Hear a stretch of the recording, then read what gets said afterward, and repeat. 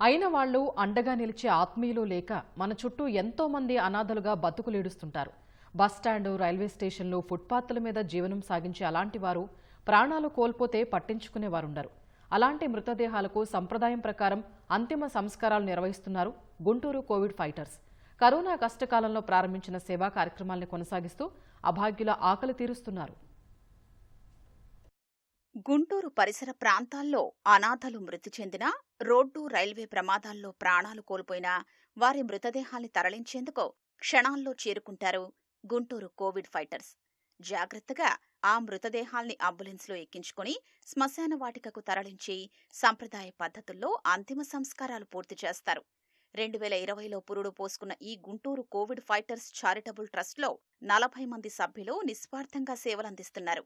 6 ఏళ్ల కాలంలో దాదాపు 6,000 మృతదేహాలకు గౌరవప్రదంగా దహన సంస్కారాలు నిర్వహించిన ఈ సేవా బృందంలో కళాశాలకు వెళ్లే యువతులు కీలకంగా వ్యవహరిస్తున్నారు.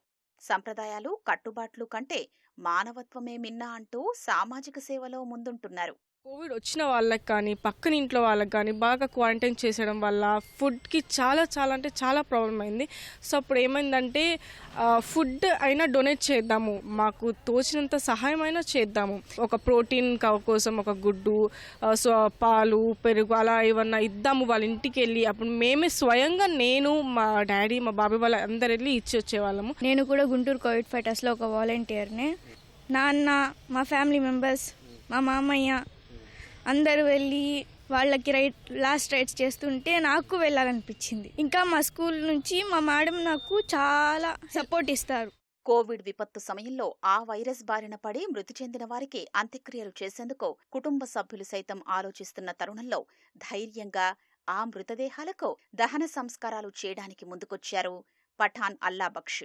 తనతో పాటు కలిసొచ్చిన మిత్రులతో Guntur covid fighters charitable trust సంస్థను ఏర్పాటు చేశారు. కరోనా సమయంలోనే దాదాపు 2,800 మృతదేహాలకు అంత్యక్రియలు చేశారు. లాక్డౌన్ వల్ల ఆహారం కోసం ఇబ్బంది పడుతున్న వేలాది మంది నిరుపేదలకు భోజనం అందించారు.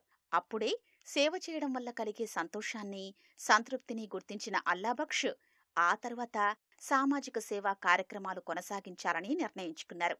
సహచరులు సైతం అదే ఉత్సాహం చూపడంతో Guntur covid fighters charitable trust సేవల్ని దాతల సహకారంతో విస్తరిస్తూ ముందుకు సాగారు.